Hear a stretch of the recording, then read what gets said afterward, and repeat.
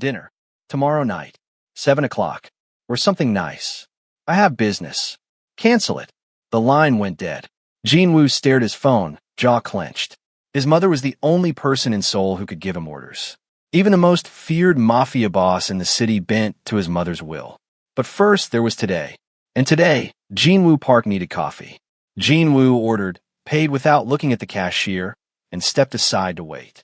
He was checking his phone, reviewing reports from his clubs, when he felt the impact. Huh. Vet. Searing pain across his chest and stomach. Coffee. Everywhere. Oh my God, I'm so sorry. Jinwoo looked up slowly, deliberately, his expression glacial. The woman before him was frantically trying to wipe the coffee from his suit with napkins, making it worse with every swipe. American accent. Brown skin. Exhausted eyes behind wire-rimmed glasses. Black, of course. Stop, he said, his voice cutting through her panicked apologies like a blade. She froze, finally looking up at him. Her eyes widened, taking in his expression, the ruined suit, the way everyone in the cafe had gone completely silent. I'm so sorry, she said again, quieter now. Please, let me pay for the dry cleaning, or you just made the worst mistake of your day. Jinwoo's voice was cold enough to frost the windows. He plucked at the soaked fabric clinging to his skin, ruined beyond repair. 5 million won, destroyed by carelessness. It was an accident, the woman said, and he heard steel beneath her apology now. Good. Let her feel some of what he felt. I'm a doctor. I just finished a 16-hour shift at a free clinic, and I'm exhausted, and I didn't see you. A doctor. Jinwoo's lip curled. Fascinating. Does your medical training not include basic spatial awareness? Her cheeks flushed. Look, I said I was sorry. I meant it. But you're being incredibly rude. The cafe held its collective breath. No one spoke to Jinwoo Park this way. His bodyguard appeared at his elbows. They'd been waiting outside, but someone must have signaled them. The woman's eyes went wide as she took in the two massive men flanking him. Who are you? She whispered. Jinwoo leaned in close enough that only she could hear his next words. Someone you should have been more careful around, Dr. Davis. Rosie Davis. Dr. Davis. He straightened, face impassive. Stay out of my way. If you want to see how a woman he hated became the only one who could save him, hit that subscribe button right now. Drop a like if you're ready for a story about second chances, and comment below. Team Jinwoo or Team Rosie? Now let's continue. He turned and walked out, leaving her standing there in a puddle of spilled coffee, confusion and hurt written across her face. In his rearview mirror, as his car pulled away, Jinwoo saw her slump against the counter, head in her hands. He felt nothing. Nothing at all. That was what he told himself, anyway. He couldn't shake the image of her face, the genuine remorse, the flash of defiance, the exhaustion that spoke of someone who gave more than they had to give. 16-hour shift at a free clinic. He crushed that thought before it could take root. She was nothing. No one. A clumsy American who'd be gone from Seoul soon enough, back to whatever comfortable life she'd left behind. He didn't know that in 2 weeks, his mother would trap them both in a game neither wanted to play. He didn't know that the woman who'd spilled coffee on him would become the woman who'd save his life. All Jinwoo knew, standing in that shower, was that he hated the way her apology had sounded genuine. He hated that some small, buried part of him had wanted to accept it. He hated that for just a moment, looking into her exhausted eyes, he'd forgotten to hate it all. The water ran cold. Jinwoo turned it off and stepped out, wrapping himself in a towel. Tomorrow, his mother's dinner. Some society woman she'd chosen, no doubt. Someone appropriate. Someone safe. Someone who wasn't Dr. Rosie Davis. Jinwoo had built an empire on the ruins of his broken heart. He'd made himself into something harder than diamond, sharper than glass. Nothing and no one would break him again. But fate, as it turned out, had a wicked sense of humor. And his mother had a plan. The restaurant was called Moonlight Garden, perched on the top floor of one of Seoul's most exclusive hotels. Jinwoo arrived exactly on time, as he always did. Punctuality was a form of control, and control was everything. His mother hadn't arrived yet. Unusual. Park Hyun-ju was never late. Jinwoo settled into the private dining room, surrounded by silk screens and delicate orchids. The waitstaff moved like ghosts, pouring water, adjusting silverware, their eyes never quite meeting his. He'd been coming to this restaurant for years, and they all knew who he was. The door opened. Jinwoo looked up, preparing his polite greeting for whatever socialite his mother had selected. The words died in his throat. Dr. Rosie Davis stood in the doorway, wearing a simple black dress that looked borrowed, her natural hair pulled back in an elegant twist. She was stunning in a way that had nothing to do with the dress and everything to do with the genuine warmth in her eyes. Until she saw him. Her face went through a rapid succession of emotions. Confusion, recognition, horror, something that might have been anger. "No," she said softly. "No, this can't be. Sit down." Jinwoo's voice came out harsher than he intended. His mind was racing. This was his mother's doing. This was her idea of appropriate, of safe. "I'm so sorry," Rosie stammered, backing toward the door.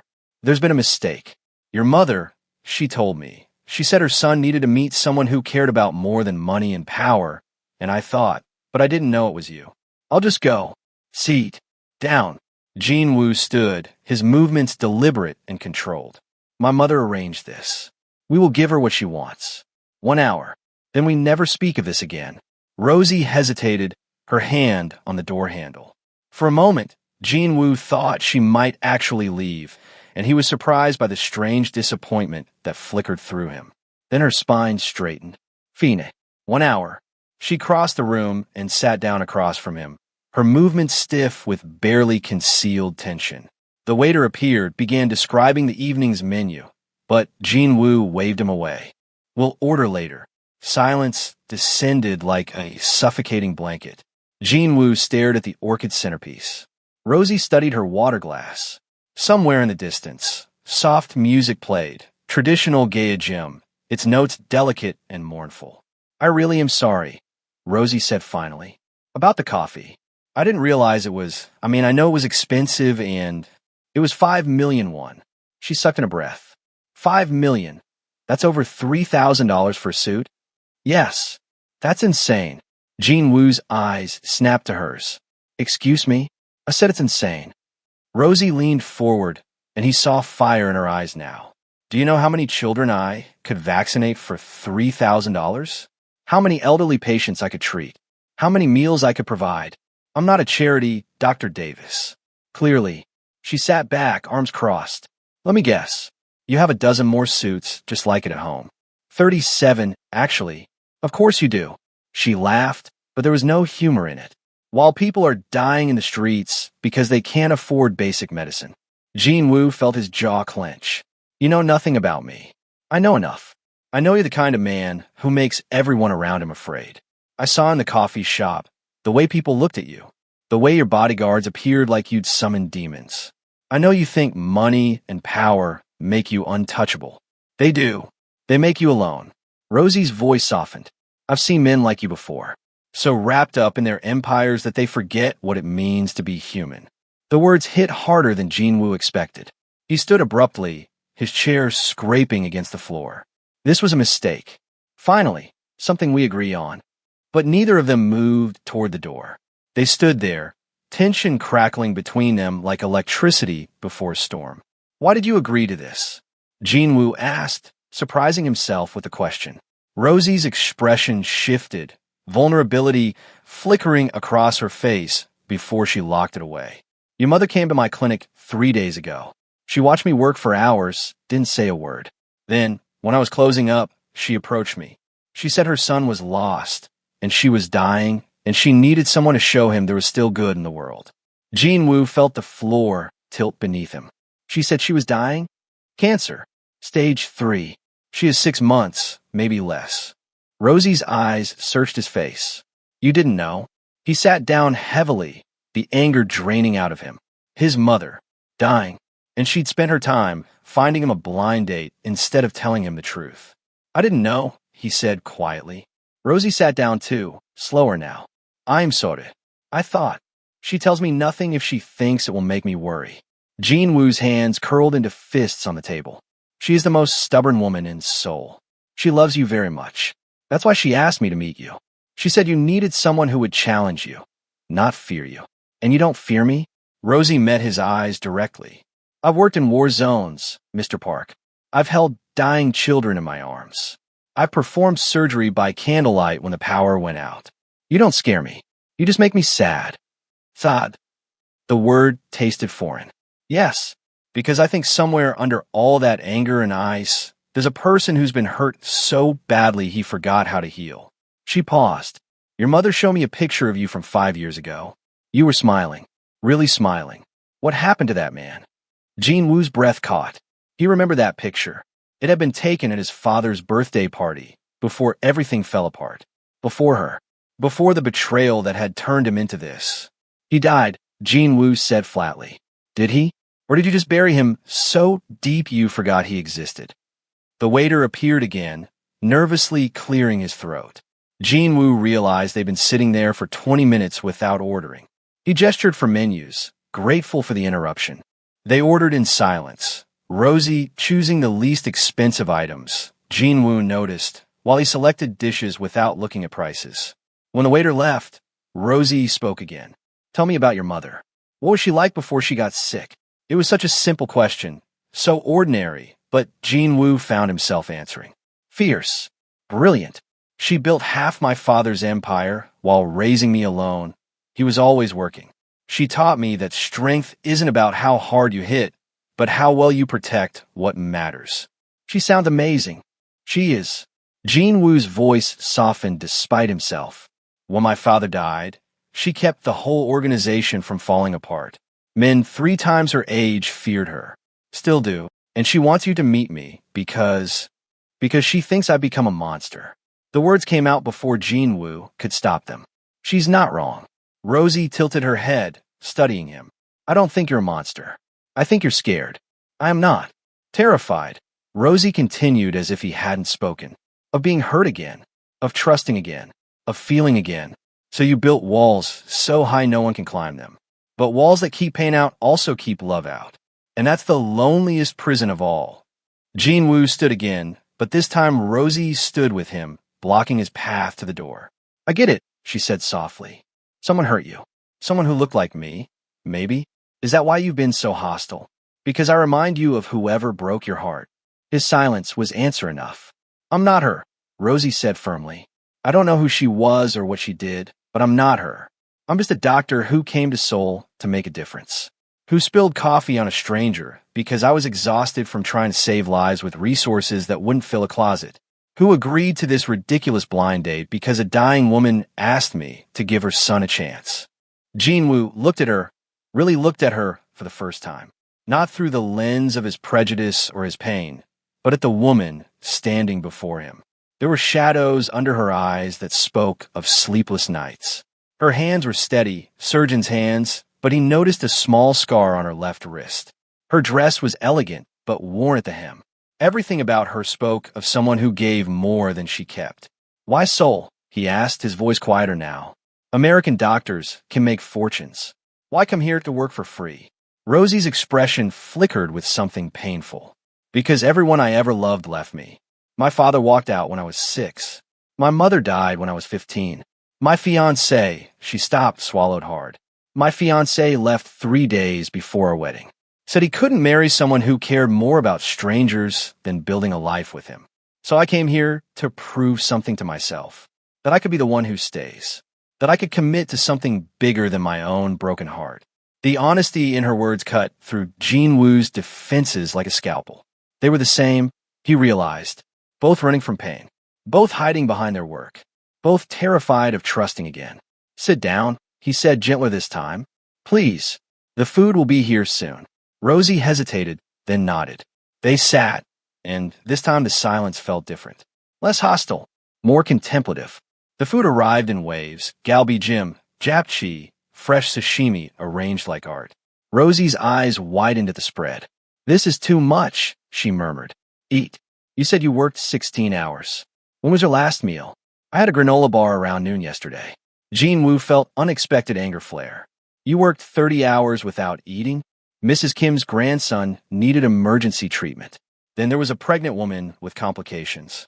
Then 3 cases of pneumonia in the elderly housing complex. Rosie picked up her chopsticks, her movements elegant despite her exhaustion. Tom got away from me. You'll die if you keep working like that. We all die eventually.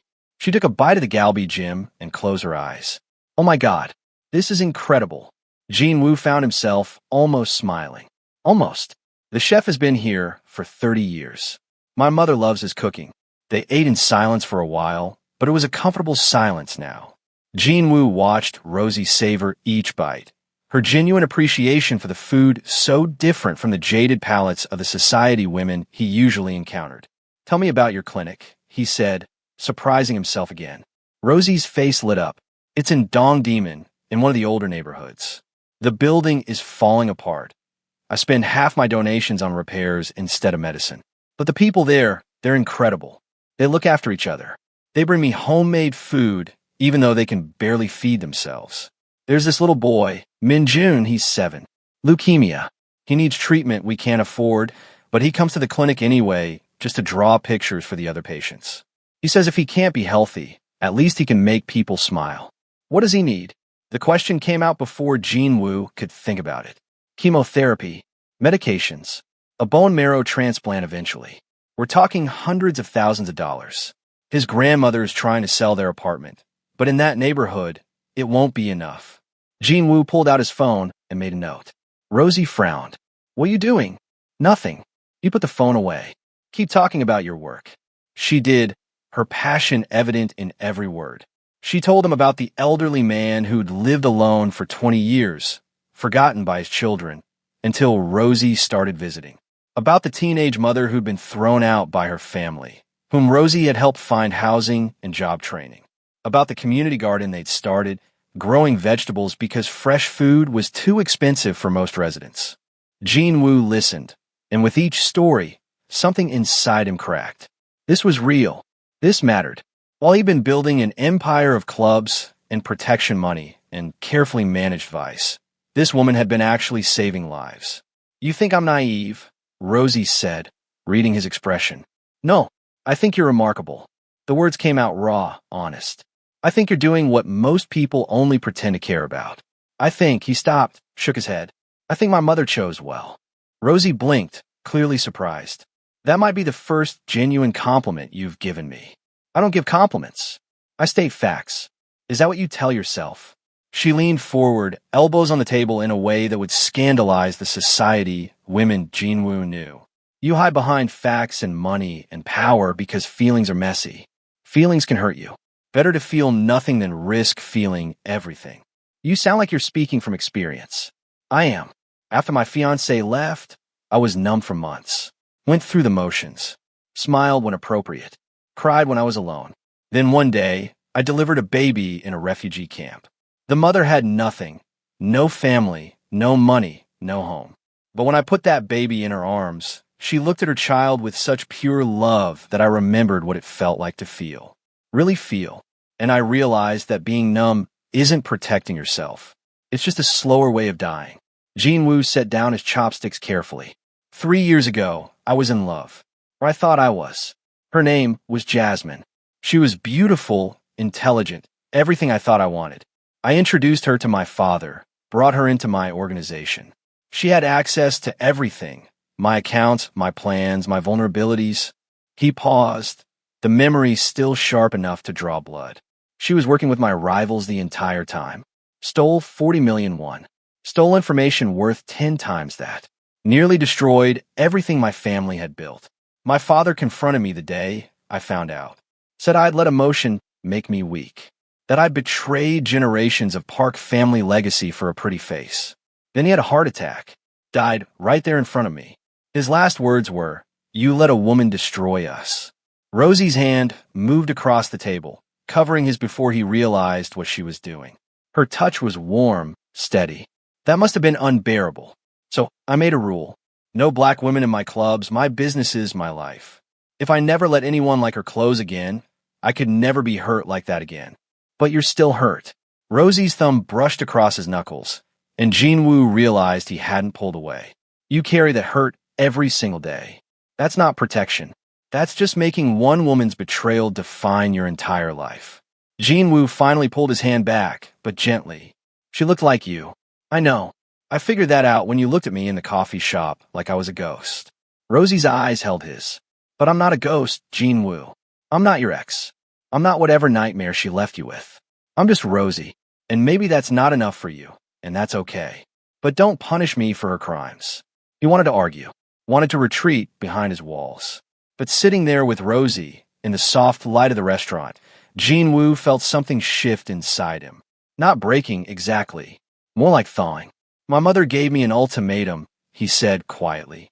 One date with you, or she signs everything over to my cousin. I thought she was being manipulative. Now I think she was being wise. What do you mean? She knew I needed to meet someone who wouldn't be impressed by my money, who wouldn't fear my reputation, who would see through my defenses to whatever is left underneath. Jean Wu met Rosie's eyes. Someone exactly like you. Rosie smiled, and it transformed her face. Your mother is a very smart woman. Dangerously so. They finished their meal, talking about safer things, Seoul's neighborhoods, American versus Korean medical practices, the best street food vendors. Jean Wu found himself relaxing in a way he hadn't in years. Found himself almost laughing at one of Rosie's stories about a patient who tried to pay her in homemade kimchi. When the check came, Rosie reached for it. Jean Wu raised an eyebrow. I'm paying, she said firmly. With what? Your granola bar budget. She glared at him, but there was humor in it. Fine. But next time, we're going somewhere I can afford. Next time, Jean Wu heard himself say. Rosie's cheeks flushed. I mean, if there's a next time. Your mother asked for one date. We fulfilled that obligation. My mother asked for one date. She said nothing about what I might want. The words surprised Jean Wu as much as they seemed to surprise Rosie. 1 week. Give me 1 week to prove I'm not the monster you think I am. I never said you were a monster. You implied it heavily. Jean Wu stood, extending his hand. 1 week. I'll come to your clinic. I'll see your work. And if at the end of 7 days you still think I'm a lost cause, I'll leave you alone forever. Rosie stared at his hand for a long moment. Then she took it, her grip firm and warm. 1 week. But if you show up and disrespect my patients or treat anyone with that ice-cold attitude, I'm kicking you out. Fair enough. They walked out of the restaurant together, the Seoul night air cool against their faces. Jean Wu's car waited at the curb, sleek and black and expensive. Rosie's bus stop was 2 blocks away. Let me drive you home, Jean Wu offered. I can take the bus. Dr. Davis. Rosie. He opened the car door. You've worked 30 hours straight. Please, let me do this one thing. She hesitated, then nodded. The drive to Dongdaemun took 20 minutes, through streets that grew progressively narrower and darker. Jean Wu watched the neighborhood change through the windows, gleaming high-rises giving way to aging apartment blocks, designer boutiques replaced by small family shops. This is where you live? He asked as they pulled up to a building that looked like it might collapse in a strong wind. It's not much, but it's close to the clinic. And Mrs. Choi on the 3rd floor makes the best Bajian in Seoul. Rosie gathered her things. Thank you for dinner. And for listening. I know tonight wasn't what either of us expected. No, Jean Wu agreed. It wasn't. She started to get out, then turned back. Jean Wu, your father was wrong. You didn't let a woman destroy your family. You love someone who didn't deserve it. That's not weakness. That's just being human.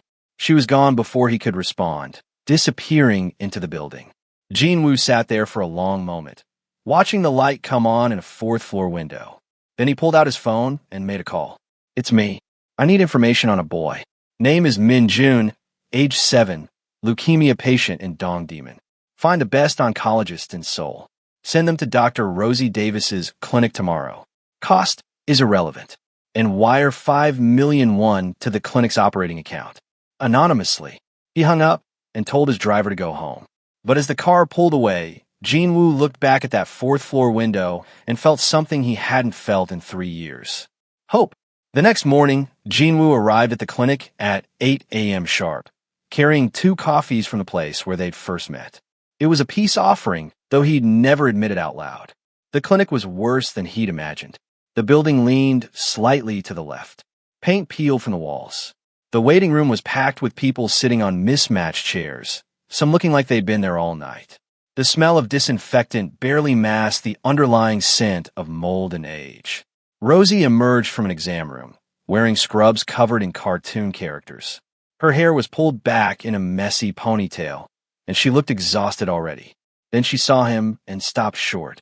You came. I said I would. He held out the coffee. Peace offering. I checked with the barista. This one has no trajectory toward expensive suits. She laughed, actually laughed, and took the cup. Thank you. I've already seen 12 patients, and it's not even 9. Where's your staff? You're looking at it.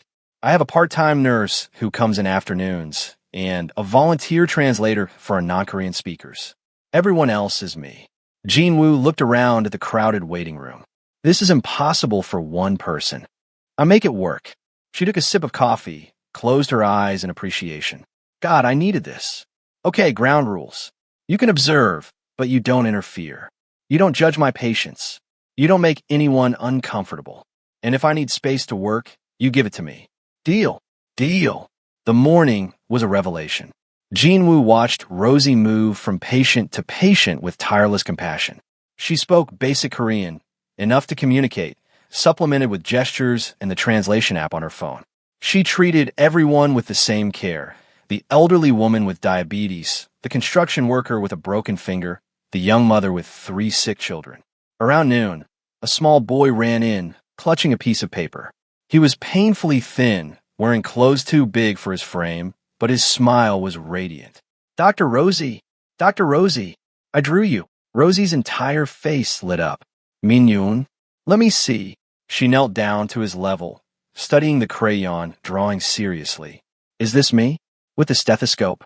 And these are the flowers I'm going to bring you when I'm better. Min-jun pointed to colorful scribbles that might have been flowers or might have been explosions. Grandma says thank you for the medicine. It makes my tummy hurt less. Jin-woo watched the interaction, something tight forming in his chest. This was the boy, the one who needed treatment they couldn't afford. Min-jun, I want you to meet someone. Rosie gestured to Jin-woo. This is Mr. Park. He's visiting the clinic today. Min-jun looked up at Jin-woo with huge eyes. Are you Dr. Rosie's boyfriend? Jin-woo nearly choked on his coffee. Rosie's cheeks went bright red. No, it's Wetie. He's just a friend. Oh, Grandma says Dr. Rosie needs a boyfriend because she works too much and forgets to eat. Grandma talks too much, Rosie said, but she was smiling. Now go sit with her while she waits. I'll see you both in a few minutes. Min-jun skipped away, humming to himself. Jin-woo waited until he was out of earshot. How long does he have? Rosie's smile faded. Without treatment? 6 months, maybe less. With treatment we can't afford? He could live a normal life. Childhood leukemia has an 85% survival rate now, but that requires chemotherapy, medication, monitoring. Things that cost more than his grandmother makes in 5 years. There has to be something. There isn't. I've applied for every grant, every charity program. We're on waiting lists. But waiting lists don't care that Min-jun is 7 years old and wants to grow up to be an astronaut. Jin-woo pulled out his phone, made a note. Rosie frowned. What are you doing? Nothing. Checking messages. She looked suspicious, but let it go, turning to call Min-jun's grandmother into the exam room. Jin-woo watched them go, then sent a text to his assistant. Expedite the oncologist. Today if possible, and triple the donation. The afternoon brought more patients, more stories, more glimpses into lives Jin-woo had never considered. The elderly man, named Mr. Jang, who came in for his blood pressure medication and stayed to tell rambling stories about the war. The teenage mother named Soo-jin, whose baby had a fever and who clearly hadn't slept in days. The construction worker who'd cut his hand and couldn't afford to miss work for proper treatment. Rosie treated them all with patience and kindness Jin-woo found almost painful to watch. This was what caring looked like. This was what it meant to give without expecting anything in return. Around 4 o'clock, a well-dressed man entered the clinic, looking completely out of place. He introduced himself as Dr. Kim, one of Seoul's top pediatric oncologists. I received a call about a young leukemia patient, he said. Min-yoon. Rosie's mouth fell open. Yes, but I didn't. How did you? Doktor Kim Simidet. An anonymous donor requested I evaluate him for treatment. All costs covered. Where is he? Rosie's eyes filled with tears. She looked at Jin-woo, who was suddenly very interested in his phone. Jin-woo, did you? I made some calls, he said quietly. considerate payment for the suit. That suit was $3,000. This treatment is going to cost hundreds of thousands. Then I'm overpaying. He met her eyes. Swimming. Rosie crossed the room in 3 steps and hugged him. It was completely unexpected, her arms wrapping around him tight, her face pressed against his chest. Jean Wu froze, every muscle tensing. He couldn't remember the last time someone had hugged him. Years, maybe. Slowly, awkwardly, Jean Wu's arms came up to return the embrace. Rosie was warm and solid against him, and she smelled like antiseptic and coffee and something floral he couldn't identify. His heart hammered in his chest, and for a terrifying moment, he thought he might actually feel something. "Thank you," Rosie whispered against his shirt. "You have no idea what this means." To him, to his grandmother, to me. She pulled back, wiping her eyes, laughing at herself. I'm a mess. I just thank you." Jean Wu cleared his throat, straightening his jacket to give his hands something to do. "It's just money. It's never just money. Money is time. Time is life. You just gave that little boy his life back." She squeezed his hand once, then turned to find Min Jun's grandmother, her voice echoing through the clinic. Mrs. Park, I have incredible news." Jean Wu watched her go, watched the elderly woman's face crumple with joy, watched Min Jun jump up and down, even though he didn't fully understand what was happening. He watched Rosie cry and laugh and hug them both, and something inside his chest cracked wide open. This was what his money could do. Not by influence or fear or loyalty, but this. Hope, life, joy. His phone buzzed. His cousin. Jean Wu ignored it. Whatever power play was brewing in his organization could wait. For the first time in 3 years, something mattered more than the empire. That night, Jean Wu took Rosie to a pojangmaka, a street food tent that served soju and tekbaki and other dishes that cost less than his morning coffee.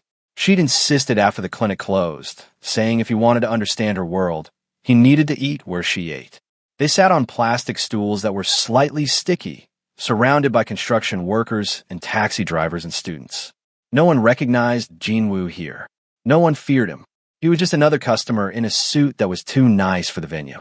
"This is your regular spot?" he asked, watching Rosie order in broken Korean supplemented with enthusiastic hand gestures.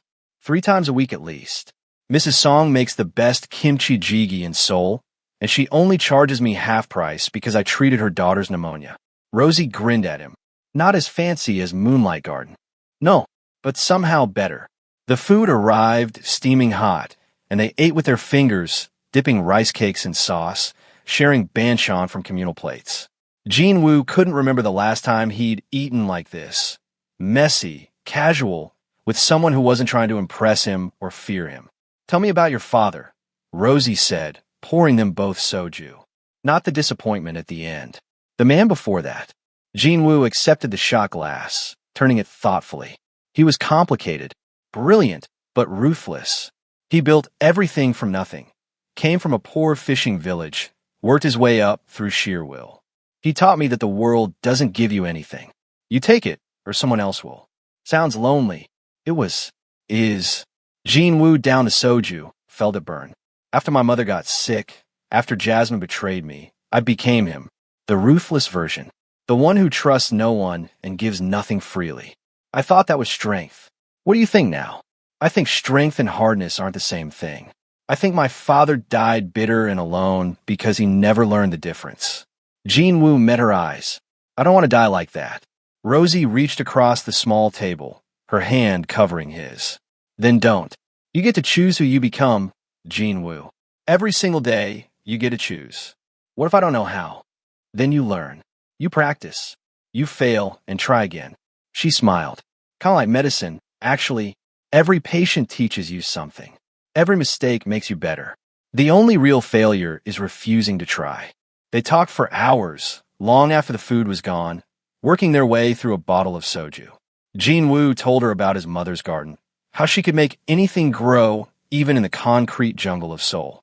Rosie told him about her childhood in Atlanta, her mother's slow death from cancer, the medical bills that bankrupted them despite insurance.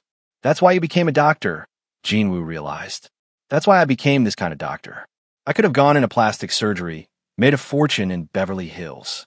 But I kept thinking about my mom, about how the system failed her. How it fails everyone who isn't rich enough to matter. Rosie's eyes were distant, sad. So I went to Doctors Without Borders after residency. Syria, Yemen, South Sudan. Places where being a doctor meant the difference between life and death. That's where you got this.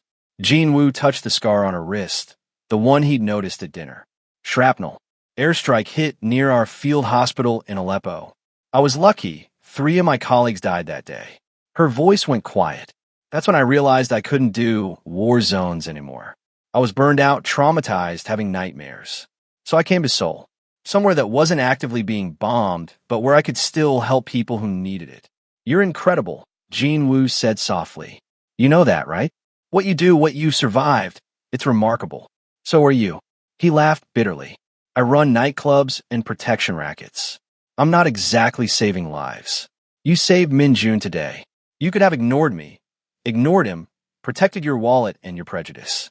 But you didn't. You chose compassion over comfort. That's remarkable. Jean Wu wanted to argue, wanted to deflect, but the sincerity in her eyes stopped him. When had anyone last looked at him like that? Like he was more than his reputation, more than his father's legacy, more than a monster he'd become? They left the Pojamika after midnight, walking through Seoul's quiet streets. Jean Wu's driver followed at a discreet distance, but for once, he didn't care about appearances or safety. He just wanted to walk with Rosie, listening to her talk about her patients, her dreams, her fears. Day 2 tomorrow, she said as they reached her building. You sure you want to keep coming? It's going to be more of the same. Long hours, difficult cases, not enough resources. I'm sure. Jean Wu surprised himself with how much he meant it. Besides, I made a deal. 1 week. 1 week, Rosie agreed. She stood on her toes and kissed his cheek, quick and warm. Good night, Jean Wu. Thank you for today. For everything. She was inside before he could respond, leaving him standing on the dark street with his fingers pressed to his cheek where her lips had been. His phone buzzed again. His cousin, more insistent now. Jean Wu finally looked at the message. We need to talk about your recent activities. You're making yourself vulnerable. He deleted it without responding. The rest of the week passed in a blur of revelation. Jean Wu arrived at the clinic each morning with coffee, stayed until evening, learning the rhythms of Rosie's world. He met her patients, heard their stories, watched her work miracles with almost nothing. On day 3, he made another anonymous donation. New equipment, upgraded facilities. Rosie pretended not to know where it came from, but her smile told him everything. On day 4, a crisis. An elderly patient needed emergency surgery, but no hospital would take them without payment. Jean Wu made one phone call, and suddenly doors opened. The surgery happened. The patient survived. Why do you help if you hate? Rosie started to ask as they left the hospital. I don't hate you, Jean Wu interrupted. The admission felt like jumping off a cliff. I tried to. God knows I tried. But I don't. She took his hand, threaded her fingers through his. They walked like that back to the clinic, not talking, just existing together in comfortable silence. On day 5, Rosie asked about his ex. They were eating ramen in her tiny apartment. She'd insisted on cooking for him, though cooking meant boiling water and adding flavor packets. Tell me about her, Rosie said. About Jasmine. Jean Wu stared into his bowl, watching steam rise. She was beautiful, charming, smart enough to play me perfectly. We met at one of my clubs. She was a graduate student studying international business. Well, that's what she told me. Really, she was scouting for my rivals, learning our operations. How long were you together? 2 years. I thought she loved me. I thought his voice caught. I thought she saw past the reputation to who I really was. Turns out she just saw an opportunity. What happened when you found out? I confronted her. She laughed. Said I was a fool to think someone like her could love someone like me. Said she'd gotten everything she needed. Money, information, connections. She thanked me for being so easy to manipulate. Jean Wu's hands clenched around his chopsticks. Then she disappeared. Probably living in luxury somewhere on my money, with my secrets sold to the highest bidder. Rosie was quiet for a long moment. Then she said, I'm not her. I know. Do you? Really? She turned to face him fully. Because every time you look at me, I can see you comparing. Every time you start to trust me, you pull back. I'm not your ex, Jinwoo. I'm not whatever nightmare she left you with. I'm just Rosie. And maybe that's not enough for you, and that's okay. But don't punish me for her crimes. Jinwoo set down his bowl, his heart pounding. You're right. I have been comparing you to her. But not anymore. Because you know what I realized today? Watching you with Mrs. Choi, spending an hour just talking to her about her grandchildren, even though you had 10 other patients waiting? Jasmine would never have done that. She didn't have the capacity for that kind of compassion. She was all surface, no substance. But you, he reached out, cupped Rosie's face gently. You're all substance, all heart, all the things I thought didn't exist anymore. Jinwoo, let me finish. Please. His thumb brushed across her cheek. I've spent 3 years building walls, convincing myself that being alone was safer than being vulnerable. And then you spilled coffee on me, and those walls started cracking.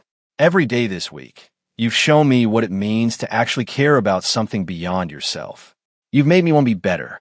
Not for my mother, not for my reputation, but for you. Because you deserve someone who's worthy of your kindness. Rosie's eyes filled with tears. You are worthy. You always were. You just forgot. He kissed her then, soft and careful, like she might break. She tasted like ramen and hope, and when she kissed him back, Jinwoo felt something inside him finally, completely shatter. Not his heart, his armor. They pulled apart slowly, foreheads touching, breathing hard. Day 6 tomorrow, Rosie whispered. One more day. What happens after day 7? I don't know. What do you want to happen? Jinwoo pulled back to look at her properly. I want more than 7 days. I want to keep coming to the clinic. I want to help you save lives. I want to. He stopped, terrified of the words forming on his tongue. Say it, Rosie urged. I want to see where this goes. Us. Whatever this is. She smiled, radiant and real. I want that too. Day 6 brought unexpected complications. Jinwoo's cousin showed up at the clinic just before closing, flanked by 2 of his thugs. Jinwoo had been in the back room, reviewing medication inventory with Rosie, when he heard the commotion in the waiting room. He emerged to find his cousin, Dae-young, sneering at the elderly patient still waiting to be seen. So this is where you've been hiding, Dae-young said, his voice dripping contempt. Playing doctor with your new pet? Jinwoo felt rage flood through him, cold and controlled. Leave. Now. Or what? You'll have your men rough me up? Oh, wait. Your men are starting to wonder if you've gone soft. Spending every day in this dump instead of running your empire. Some are saying maybe it's time for new leadership. This area is under my protection. That includes this clinic and everyone in it. Dae-young laughed. Protection? From what? Poverty? Disease? You can't punch those things, cousin. You can't intimidate them. You're wasting your time here, and everyone knows it. Rosie stepped forward, her voice calm but firm. You need to leave. You're scaring my patients. Dae-young's eyes raked over her with obvious disdain. Ah, the American. I heard about you. The black doctor who's got my cousin wrapped around her finger. Tell me, how much is he paying you? Because I'll double it to disappear. Jinwoo moved before he could think, grabbing Dae-young by the collar and slamming him against the wall. The thugs reached for their weapons, but Jinwoo's own men, who'd been waiting outside, appeared in the doorway, hands on their guns. You will apologize to Dr. Davis, Jinwoo said quietly, each word sharp as a blade. Then you will leave and never come near this clinic again. You're protecting her? A woman you barely know? You really have gone soft. Dae-young smiled, vicious and knowing. Mother's dying, isn't she? That's why she's so desperate to reform you, making you jump through hoops for your inheritance. But what happens when she's gone, cousin? What happens when there's no one left to guilt you into playing nice? Jinwoo's fist connected with Dae-young's jaw before he could stop himself. The crack echoed through the clinic. Dae-young stumbled, blood trickling from his split lip. Get out, Jinwoo said. Now, before I do something we'll both regret. Dae-young straightened, wiping blood from his mouth. This isn't over. You've made yourself weak, and weakness gets destroyed. In our world, you know that. He left, his thugs following. The patients who'd witnessed everything sat frozen, terrified. Jinwoo turned to find Rosie staring at him, her expression unreadable. I'm sorry, he said. I shouldn't have. You defended me. Her voice was soft. And my patience. You could have let him say whatever he wanted, could have avoided making an enemy. But you didn't. He disrespected you. I won't tolerate that. Your knuckles are bleeding. Rosie took his hand, examining the split skin. Come on, let me clean this up. In her exam room, as she carefully disinfected and bandaged his hand, neither of them spoke. Finally, Jean Wu broke the silence. He's right, you know. I am making myself vulnerable. In my world, that's dangerous. Is it worth it? Rosie asked, taping the bandage. The risk. Jean Wu looked at her, really looked at her. At the concern in her eyes, the gentleness of her touch, the way she'd stood up to De-young without flinching. Yes, he said simply. You're worth it. That night, Jean Wu returned to his penthouse to find his mother waiting. She looked frilier than he remembered, her illness finally showing despite her careful makeup and elegant hanbok. Mother, what are you doing here? Checking on my son. She gestured to the couch. Sit. Tell me about Dr. Davis. Jean Wu sat, suddenly feeling like a teenager again. She's remarkable. You love her. I barely know her. You know enough. His mother's smile was knowing. I've been watching you this week, Jean Wu. You're different. Softer. More like the boy you used to be. Is that why you did this? The blind date, the ultimatum? I did it because I'm dying, and I needed to know my son would be all right when I'm gone. Not financially. You'll always have money. But emotionally, spiritually, I needed to know you'd have someone who could reach past your walls. Jean Wu felt his throat tighten. How long do you have? 4 months, maybe 5. The treatments aren't working. She took his hand. Don't look like that. I've lived a good life. I've loved and been loved. I've built an empire and raised a son I'm proud of. My only regret is what you became after Jasmine. So cold, so alone. I was protecting myself. You were dying slowly. There's a difference between protection and prison, my son. She squeezed his hand.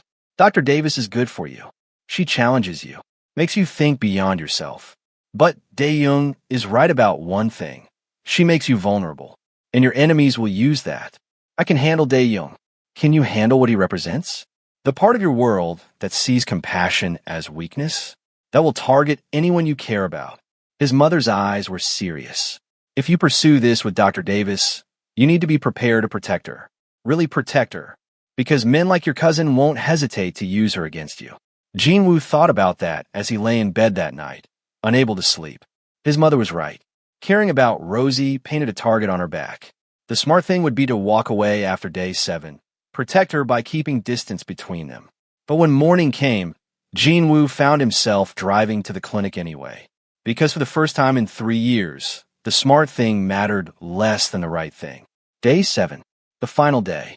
Rosie greeted him with coffee and a smile that made his chest ache. Last day of your sentence. How do you feel? Like I don't want it to end. They fell into the familiar rhythm. Patience, paperwork, small moments of laughter between crises. Around noon, Min Jun came in for his first chemotherapy session with Dr. Kim. The boy was scared, clutching his grandmother's hand. But when he saw Jean Wu and Rosie together, he brightened. Mr. Park, are you Dr. Rosie's boyfriend yet? Jean Wu looked at Rosie, saw her blush, and made a decision. Would that be okay with you? Min Yun nodded enthusiastically. Grandma says everyone needs someone to hold their hand when they're scared. Your grandma is very wise. Jean Wu knelt down to Min Jun's level. You're going to be brave today, right? The medicine might make you feel sick, but it's making you better. Will you stay with me? Jean Wu looked at Rosie, who nodded permission. I'll stay. He sat with Min Jun through the entire session, holding the boy's small hand, telling him stories about growing up in Seoul. When Min Jun finally fell asleep, exhausted from the treatment, his grandmother approached Jean Wu with tears in her eyes. Thank you, she whispered in halting Korean. Thank you for giving us hope. Jean Wu had to step outside, the weight of her gratitude almost too much to bear. Rosie found him on the building steps, staring at the late afternoon sun. You okay? She asked, sitting beside him. I've spent 3 years convincing myself that nothing I did mattered, that my empire was just business, that my choices didn't affect anyone but myself. He turned to look at her. You've shown me that's a lie. Everything matters. Every choice echoes. Thank you for watching. If you enjoyed it, like, comment, share, and subscribe to OU channel.